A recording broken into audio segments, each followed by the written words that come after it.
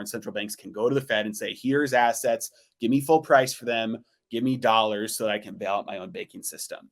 What's up, guys? I'm Nobody Special, and I have got Joe Brown from Heresy Financial with me. I just sent Joe a text about 15 minutes ago saying, hey, I'd love to pick your brain on the air. Let's talk a little bit about what's going on in the banking crisis. I know you're busy because financial YouTubers are working around the clock right now. And he says, I can do it right now. So I dropped what I was doing, and we're doing this thing on the fly. I've got no questions scripted or anything. I just want to talk about the banking collapse. Joe, what's going on? Tell us, what do you think of this? Yeah, well, thanks for having me on, first of all. Second of all, yeah, it's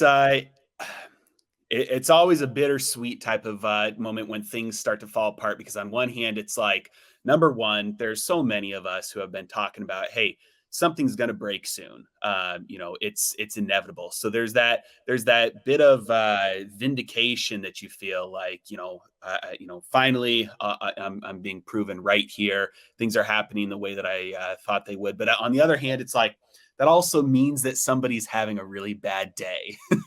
It's A like lot of people. exactly right. Yeah. So my dad when I was growing up, my dad was a police officer, and he always used to say that. He said, for me to have a good day, it means somebody else had a really bad day. And so I feel sort of similar there. But it's true. When you're the person saying, hey, the boat is going to sink, get yourself a lifeboat built and get on the lifeboat. It's when it finally does happen, it's like, I'm very glad that I built the lifeboat. It doesn't mean that things are better off because the boat is finally starting to sink. All that being said, we're seeing carnage everywhere. Banks are starting to collapse. This is the start of, in my opinion, the deflationary deleveraging. A lot of people thought we were going to have an inflationary deleveraging. A lot of people still think that, and I think this is the start of a deflationary deleveraging. Deleveraging either way. So deflationary deleveraging, that's important because that is what bank failures are, right? Bank failures are banks defaulting on their loans to their customers, right? Their loans to their depositors. So that is deflationary. When debt defaults, money goes up in smoke. Now, you put out a pretty interesting video, was it yesterday, the day before, based on the bailout, not a bailout, totally a bailout that was announced Sunday night, that it wasn't necessarily inflationary. I thought that was a pretty unique take because you said it depends on the duration of the assets that the Fed is borrowing. Could you elaborate a little bit on that? Because that was a pretty interesting take. Yes. Okay. So, for context, let's go back to the Great Financial Crisis.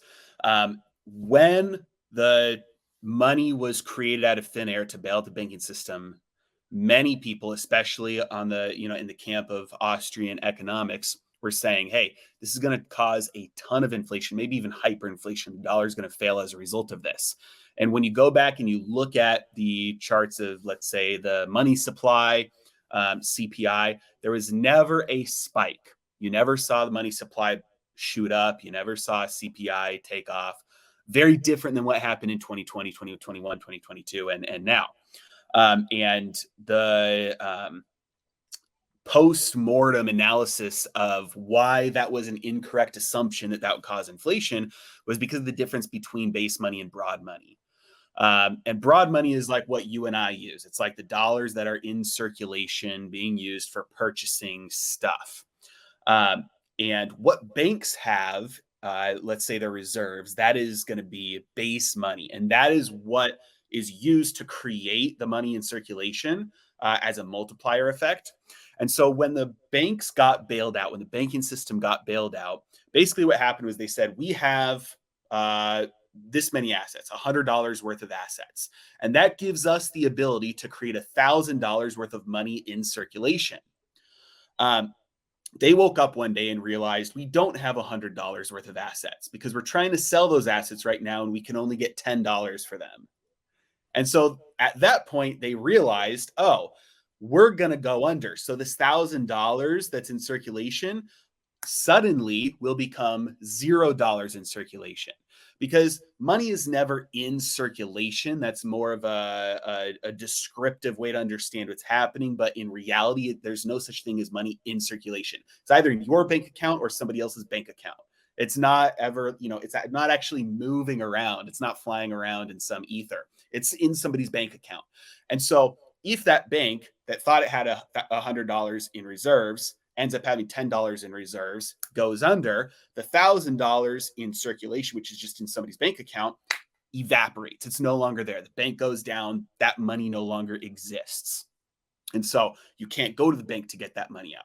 And so what the Fed did, what the government did in that banking bailout was they said, okay, yes, your assets, the reserves, your capital, your collateral, you thought it was worth 100. It's really worth 10. We'll buy it from you for 100. We'll pay you full price for that. And so that will allow you to not go under, so that the $1,000 that's in somebody's bank account as a result of being a multiple of the $100 in base money, that will still exist.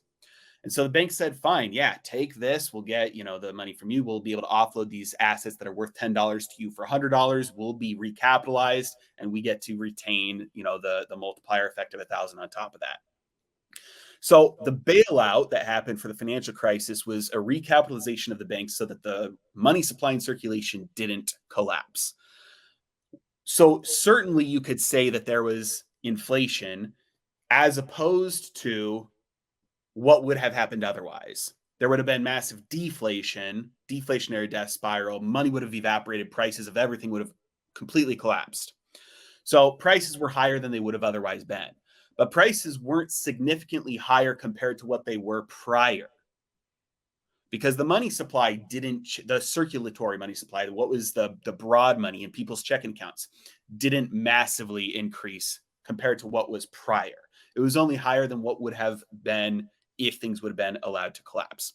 What is happening right now is literally the exact same thing, except for the fact that it's currently structured to be temporary. Now, I know that QE was structured to be temporary as well, but this new facility that the Fed opened up is a 1-year loan facility. And so instead of the Fed just buying assets from the banks at full price, they are borrowing the assets from the banks at full price. So they are allowing banks to borrow money from the Fed at the full price of the collateral based on par value, not current market value. So same thing. It's just, same thing like QE was, except instead of it being structured as a purchase, it's a 1-year swap agreement. I'll pause there. And I guess in summary, that means that it's going to be similar in effect to the financial crisis, that it's not going to be inflationary in terms of pushing prices up compared to prior prices. It's only going to be inflationary in the sense that it will keep prices higher than they would be if you allowed everything to fail. Money evaporates, the money supply dumps in half. Now you don't have enough money to support prices of everything at the current levels. Prices would have collapsed. And so it's inflationary in that sense, just not what people normally would think of. So we're going to create a new word today. Are we going to say it's deflationary? Is that what it was? Inflationary, Yeah, deflationary, disinflationary, deflationary. Sure, why not? I want a nickel every time, but somebody says it. We'll put a copyright on that. Sure, yeah, trademark that. Yeah. All right, so right now it looks like today, as we speak, it is 2 p.m. Eastern time in the U.S. Credit Suisse, my opinion, it looks like it's already dead. They're just trying to figure out how to tell us. I've been watching this go all day. I've been watching the ECB is ordering the other banks in Europe to examine their exposure. I'm seeing world powers are urging the Swiss National Bank to step in and do something. It seems like the writing is on the wall here. So what do you think is finally killing Credit Suisse, assuming that's where it really goes? And if you don't think that's where it's going, feel free to tell me that. And what happens next? Where do we go from here? This ties into the Eurodollar system. So I've recently made a video about the Eurodollar system as well. And basically, in the States, you have banks with the ability to loan money into existence. And so all the dollars that are in existence are basically dollar IOUs. And as debt gets paid back, it rolls back the number of dollars that are in existence. If all the debt gets paid off, the only money you have left is the paper currency. And so all the other dollars that are, in digital form have been loaned into existence. And the Fed keeps a watch on that. We can see the M2 money supply, which is counting up all those dollars. And we can see the amount of reserves that banks have. And we can see the amount of collateral banks have and see the amount of loans and in the system. And so they keep some sort of regulation and watch on that system. And then when something happens, like Silicon Valley Bank imploding, they have the ability to immediately come in and do what's necessary to stop that from, making depositors lose their dollars. So we've got visibility and I guess you could say power, the control to do something about it if they want to. The Eurodollar system operates very similar. Eurodollar is a bad name. It has got nothing to do with euros. It's not European and it's not really dollars. They're dollar IOUs. So what it should be called is foreign dollar IOUs or global dollar IOUs. And so over the since Bretton Woods, when the dollar became the global reserve currency, the United States has been running a structural trade deficit, meaning we buy stuff from other countries more than what they buy from us. So we've been a net exporter of dollars since 1945, for the most part. Those dollars have gone overseas and they go into other bank accounts all around the world. In those bank accounts, those banks operate the same way US bank accounts do, meaning they get $1 in deposit and then they loan out 90 cents of that. And then that 90 cents goes into somebody else's bank account somewhere else in the world, whether it's Africa, South America, Asia, Europe, wherever. And in that bank account, then they get those 90 cents and they loan out, 81 cents of that. And then those 81 cents goes into another bank account. And we've been exporting dollars. So every dollar we export overseas from these trade deficits since 1945 has had that same effect. So we have, and the reason why this is somewhat of an issue is because there is no entity, no organization, no agency who is overseeing all of global banking. Certainly, every country has its own central bank, its own regulations, and some, continents and unions have their own, oversight groups. But there's nothing all together, and every place has their own rules and ways that they do things and leniencies. And so you've got a lot of dollar IOUs in the system. And so if one person defaults, or one person's gets a little bit of a run on the bank, or you have some sort of a problem, now that bank can't meet its dollar obligations because it owes dollars. So then it turns to everybody who owes them dollars and says, okay, you give me dollars. Well, those are just dollar IOUs. So you back this up all the way, and you could get into a situation where a bank is scrambling to get dollars and it can't. Now, it's possible that a central bank will come in and try and bail out its own bank in this case to stop a unwind of this Eurodollar system. And the problem is that a central bank can only print its own currency. So in the United States, when this happens, the Fed just says, we'll print $1 trillion, no problem, to bail out the financial system, because we can print them. But other central banks can only print, yen or euros or pounds or whatever currency they can print. And so if the central bank doesn't already have enough dollars to bail out its own bank that's experiencing a run on dollars, it has to go get dollars from somewhere else. And so that central bank might have to sell its currency or its assets in order to buy dollars to give to its bank to bail out its own bank. Well, most central banks, or some central banks, do have enough, but a lot of central banks might not have enough assets in order to sell. So they have to print currency, which would destroy their own currency in an effort to get enough dollars just to bail out its own banking system. So this seems like a big problem, that in the case of something like Credit Suisse going under, you could have the dollar spike in value because suddenly banks all around the world are scrambling to get dollars, but there are no dollars. There's just dollar IOUs, and everybody who they thought owed them dollars can only get dollars by having somebody else pay them back their dollars.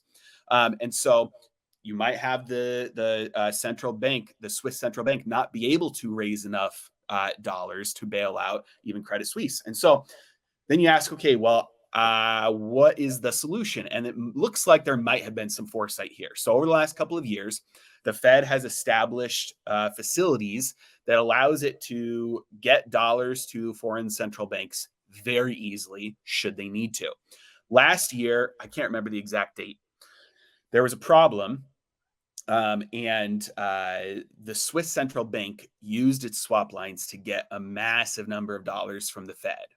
This was a facility that had been set up prior and was not being used, and the Swiss central bank drew on this to go get dollars quick. And it looks like these facilities might have been set up so that a central bank, if it needed to bail out its own financial system, its own banking system, it could go directly to the Fed to swap assets for dollars so that it didn't have to suppress the price in the open market. Similar to how banks today are going to the Federal Reserve to give them treasuries at full price, even though those treasuries are worth less. So they don't have to sell those treasuries, drive the treasury prices down and interest rates up, and get cash, get dollars instead. Well, same thing for foreign central banks. Foreign central banks can go to the Fed and say, here's assets, give me full price for them, give me dollars so that I can bail out my own banking system. And so it's probably what happened last time with the Swiss central bank was, phase one, of bailing out their banking system, and this is probably phase two. So I think the Fed will work with central banks to grease the lines to get the dollars out to the world, so that there's not a run on dollars and you have the dollar value basically go to infinity overnight. That's something that the Fed doesn't want to happen. And so we'll see, though, because when you're working with different regulations, different politicians, different countries, and you could have the time it takes too long for the right action to get taken, and something like Credit Suisse falls over, and now you've got contagion because they can't meet any of their obligations to any other banks. Yeah, and before you folks at home, if you're sitting there watching and you're saying, "Well, the dollar going up in value, why would that be so awful?" Keep in mind the U.S. government owes 31.5 trillion of them, so a big spike in the U.S. dollar, which we saw a little bit of that this morning. The Dixie's up 1.2% today, so the dollar is spiking on this news. And this when you mentioned the big draw with the Swiss National Bank, that was back in November when Credit Suisse really first started making headlines, right? When they had that, I think it was a $60 billion run on Credit Suisse that hit back in Yeah, November, I and think it that's was that's no. when they hit. Yeah, I think that's what it was. Yeah. All right, so right now we have got banks. The contagion, if you will, has reached Europe. We've got European banks are down across the board. We're probably going to hear more about this. Probably by the time this video hits the air, we'll know more. With the totally not a bailout, totally a bailout that was just announced Sunday. Correct me if I'm wrong here. I'm just going to paint a scenario. The Federal Reserve has basically said through the FDIC that we will bank stop all deposits at U.S. banks above the FDIC limits, right? No one's allowed to lose money unless you have a put. Then you can lose money. Why wouldn't every dollar, euro, yen in the world right now immediately flow into a big U.S. bank where there's now no risk? Is that not what we're seeing right now with this run in Europe? Because the Fed has backstopped and said no losses. So why would you leave money in a European bank right now? Yeah, the moving across it depends on the size of the money. So the size of the account. So certainly, big money will have easier access to be able to do that. The average depositor is not going to be able to do that, at least in any amount of time that might prevent them from being exposed to some of this risk that's we're seeing unfold right now. But certainly that is one of the issues, and not even just from overseas, but even just small banks here, because it's like, yes, the Fed has said they will backstop and make sure that all depositors have all their money, but it's like, okay, but we know there's a greater chance that if push comes to shove and things get really bad, that they're if they have to pick and choose, they're going to pick and choose keeping the big ones and let the rest of the small ones fail. There's a great chart that was posted by the Fed guy, Fed guy 12 at Fed guy 12 on Twitter. And over the last 20 years, there have been, I believe it's 55 bank failures, something like that. And there are, some of the deposits have been made whole up to, some of the FDIC limits, and some of them have not been. And nobody's ever heard of most of these bank failures. But because Silicon Valley Bank had money from tech companies that, a lot of them run and invested in by people who are very rich and have the ears of politicians who have the ability to make these decisions, they were able to get bailed out. So this was a bailout of the tech sector, bailout of the Nasdaq, bailout of investors, venture capitalists. And so this wasn't a bailout of the average little individual guy. This was a bailout, and people realize that. People are recognizing that. And so, yeah, if it's like my small little local bank, there's no VCs there, there's no startups there, there's no tech companies holding $100 million there that it's going to fund their cash flow for the next year. So if they go under, nobody's going to hear about them, and it's not going to cause systemic risk. And so they'll actually go under. And if I have anything over $250,000 there, then that's not guaranteed by the FDIC. So I'm going to move that money somewhere else. Oh, and by the way, FDIC didn't even have enough money for the full Silicon Valley Bank bailout. They had like $125 billion in the deposit insurance fund. And so FDIC is broke as well. And the assets that they hold are treasuries. So they've got unrealized losses just like all the banks do. Wow. And so FDIC can't just go sell all of its assets to raise the cash it needs to bail out all the banks either. So it does come down to the money printer, the Fed. Wow. I've been saying it for a while. The FDIC is really smoke and mirrors. It's meant to placate the masses. At the end of the day, it's no different than the rest of the financial system. It's money that doesn't exist. It's IOUs, and it's all about restoring calm. Now, when we started this interview, didn't even know about this, but you cracked a little joke before we started, and you held something up, and I'm going to give you a chance. Go ahead, man. Put it out, because Yeah. I was dying when I saw this thing. All right. So basically, right now, there are a lot of people wondering what the role of the Federal Reserve is beyond bailing out the elites and the rich. And so, I've just published a book called "Why We Need the Fed." This is a comprehensive defense of the Federal Reserve, and I call them an indispensable guardian of economic stability. And so, I go into, if you look at some of the chapters, the selfless origin of the Federal Reserve, how the Fed saved America from the Great Depression. The Great Financial Crisis is a case study of economic heroism, and many other chapters like that, just praising basically a comprehensive list of everything the Fed has done that is good, that proves why we need them. And just in case you think I've gone off my rocker, this book is completely blank. A comprehensive list of everything the Fed has done that is good and that proves why we need them. It's a blank list. So there's nothing on here. It is available on Amazon. It's a gag book. You can get it for people who are, Fed junkies and people who believe in Keynesian economics and modern monetary theory and all that. It's just a gag book there. So, and it's available on Amazon. But in reality, I think that it's high time to end the Fed, and that's why I did this, because we don't need a central bank who's there to bail out the rich depositors, that allows them to take on excess risk. We don't need an entity that determines the quality, the price, and the quantity of money.